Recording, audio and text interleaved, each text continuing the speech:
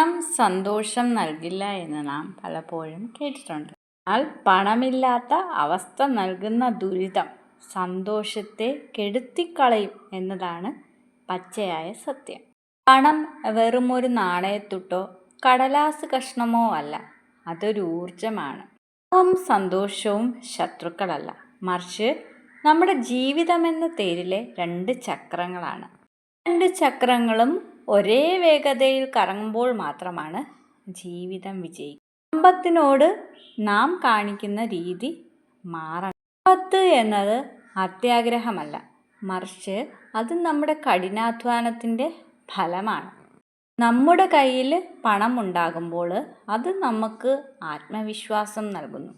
ആ ആത്മവിശ്വാസം നമ്മുടെ മുഖത്ത് പുഞ്ചിരിയും നമ്മുടെ മനസ്സിൽ പോസിറ്റീവ് എനർജിയും നിറയ്ക്കുന്നു. വ്യക്തിക്ക് തൻ്റെ അടിസ്ഥാന ആവശ്യങ്ങൾ നിർവഹിക്കാൻ കഴിയുമ്പോഴാണ് ബാക്കിയുള്ളവരെ സഹായിക്കാൻ കഴിയുന്നത്. അതുകൊണ്ട് തന്നെ സമ്പന്നനാകുക എന്നത് മറ്റുള്ളവരുടെ ജീവിതത്തിൽ വെളിച്ചം കൊടുക്കാനുള്ള ഒരു വഴി കൂടിയാണ്.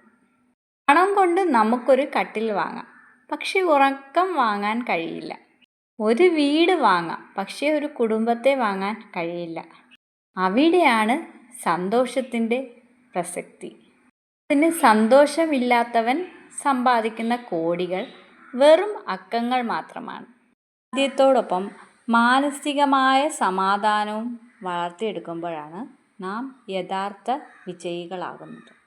പണം ലക്ഷ്യമല്ല, മറിച്ച് ലക്ഷ്യത്തിലേക്കുള്ള യാത്രയിലെ ഒരു ഉപകരണം മാത്രമാവണം.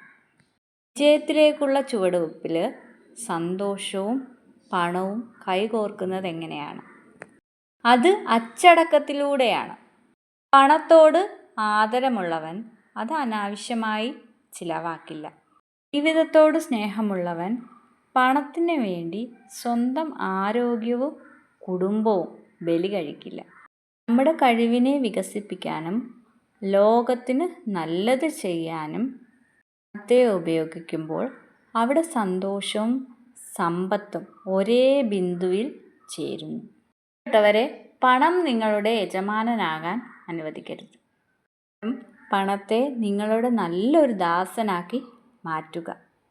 ദാരിദ്ര്യ ചിന്തകളിൽ നിന്ന് സമൃദ്ധിയുടെ ചിന്തകളിലേക്ക് മാറുക. എൻ്റെ കയ്യിൽ പണം നിലനിൽക്കും, അത് എന്നെയും മറ്റുള്ളവരെയും സന്തോഷിപ്പിക്കുമെന്ന ഉറച്ച വിശ്വാസം നിലനിർത്തുക. പണത്തെ സ്നേഹത്തോടെ സ്വീകരിക്കുക, സന്തോഷത്തോടെ ചിലവാക്കുക, വിവേകത്തോടെ സമ്പാദിക്കുക. ഏവർക്കും ഐശ്വര്യപൂർണമായ ഒരു ഭാവി ആശംസിക്കുന്നു.